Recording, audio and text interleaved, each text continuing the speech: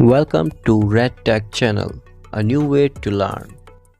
तो आज हम MRI में जानेंगे MRCP के बारे में. Please watch the previous video before watching this. The link is given in the description. So let's begin. Indication of MRCP यानी कि कौन से ऐसे कारण या कौन से ऐसी डिजीज़ जिससे इंडिकेट होती है कि हमें MRCP करवानी चाहिए या डॉक्टर सजेस्ट करता है. तो पहला आता है हमारा बिलियरी ऑब्स्ट्रक्शन, यानी कि बिलियरी सिस्टम में हमारी किसी भी तरह की ऑब्स्ट्रक्शन होती है, उस केस में हम MRCP करवाते हैं या डॉक्टर सजेस्ट करता है. जैसे कि हमारा गैल स्टोन यानी कि गोल ब्लैडर में स्टोन होने पर MRCP सजेस्ट किया जाता है. और ये बेसिकली कॉमन कारण है MRCP करवाने का. अनदर कोज है इन्फ्लेमेशन होना, यानी कि बाइल डक्ट में किसी भी बाइल डक्ट में सूजन आने पर MRCP करते हैं. देन कोई ट्रोमा हो या कोई बिलियरी स्ट्रक्चर में स्ट्रक्चर हो जाए. स्ट्रक्चर बेसिकली जो हमारे बिलियरी डक्ट हैं या बाइल डक्ट है या कोई भी ऐसा डक्ट जिसमें नैरोइंग आती है, एबनॉर्मल नैरोइंग है या वो किसी भी वजह से हो, उस केस में भी हम MRCP सजेस्ट किया जाता है.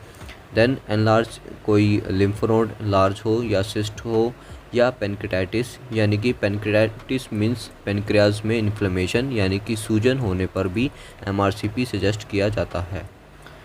या इससे अलग कोई भी इंजरी हो जो लीवर या गॉलब्लैडर से रिलेटेड हो, तो उस केस में भी हमारा MRCP इंडिकेशन आता है, यानी कि MRCP सजेस्ट किया जाता है डॉक्टर के द्वारा. ऑन द अदर हमारा जैसे कि पेनक्रियाज में पेनक्रियाज सीडोसिस्ट या पेनक्रियाज डिवीज़न या किसी भी तरह की अगर हमारी कोई कॉन्जेनाइटल डिजीज़ है या कॉन्जेनाइटल कोज है, तो उसको भी रूल आउट करने के लिए या देखने के लिए इंडिकेशन होता है MRCP की मदद से उसको देखा जाता है. ये भी हमारे इंडिकेशन में आता है MRCP के. केस से रिलेटेड थोड़ी मेडिकल टर्म्स है जो हमें ध्यान रखनी चाहिए. पहली है हमारी कोलिडोकोलिथियासिस, यानी कि stone in common bile duct. Common bile duct में अगर स्टोन है तो उसे हम मेडिकली कोलिडोकोलिथियासिस बोलेंगे. देन कोलीलिथियासिस, यानी कि गोल ब्लैडर में स्टोन होने पर कोलीलिथियासिस बोलेंगे. देन टर्म आती है हमारी पेनक्रियाज डिवीज़म. ये एक तरह की बेसिकली अगर कोई कॉन्जेनाइटल प्रॉब्लम है या पेनक्रियाटिक डक्ट में कोई इशू है, तो उसको हम पेनक्रियाज डिवीज़म बोलेंगे. देन आता है हमारा कोलिसिस्टाइटिस, यानी कि गोल ब्लैडर में इन्फ्लेमेशन हो जाना, यानी कि सूजन होने पर कोलिसिस्टाइटिस बोलेंगे. तो आई होप ये टर्म आपको ध्यान में रहेगी. अब बात करते हैं कॉन्ट्राइंडिकेशन ऑफ MRCP की, यानी कि किन किन सिचुएशन में MRCP नहीं करनी चाहिए. तो पहला पॉइंट आता है हमारा मेटेलिक इम्प्लांट, यानी कि किसी भी तरह का मेटेलिक इम्प्लांट होने पर MRCP को अवॉइड किया जाता है या रेस्ट्रिक्ट किया जाता है. नेक्स्ट पॉइंट आता है हमारा क्लोस्ट्रोफोबिया, यानी कि क्लोस्ट्रोफोबिक पेशेंट होते हैं वो पेशेंट जो बंद स्पेस से जिनको डर लगता है. जो हमारी MRI की बोर है वो सिलेंड्रिकल शेप की है और जिसमें पेशेंट कई बार डर जाता है, तो उन पेशेंट को हम बोलते हैं क्लोस्ट्रोफोबिक पेशेंट.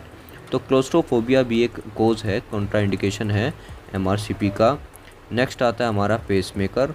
पेसमेकर भी कॉन्ट्राइंडिकेशन है. अगर किसी पेशेंट को पेसमेकर लगा है तो उसको भी हम MRCP के लिए अवॉइड करते हैं.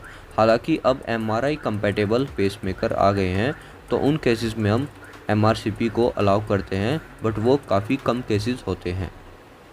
और हार्ट वॉल्व, यानी कि प्रोस्थेटिक हार्ट वॉल्व है, उस केस में भी जो हमारी हार्ट वॉल्व है वो इनकम्पैटिबल होती है, यानी कि MRI से कंपैटिबिलिटी नहीं होती, तो उस केस में भी हम MRCP को अवॉइड करते हैं.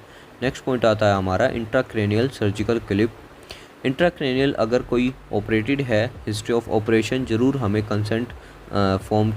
कंसेंट लेते समय पूछना चाहिए कि कोई भी प्रायर हिस्ट्री है सर्जरी की.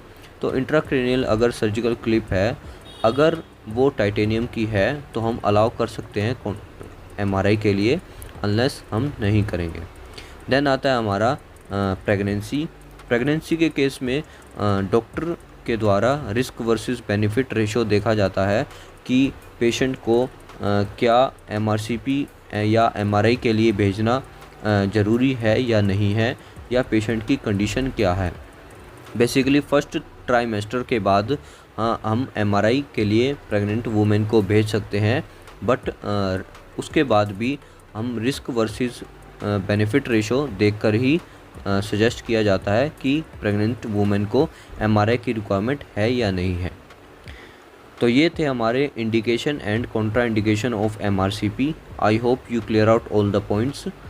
So do subscribe if you like, and thanks for watching.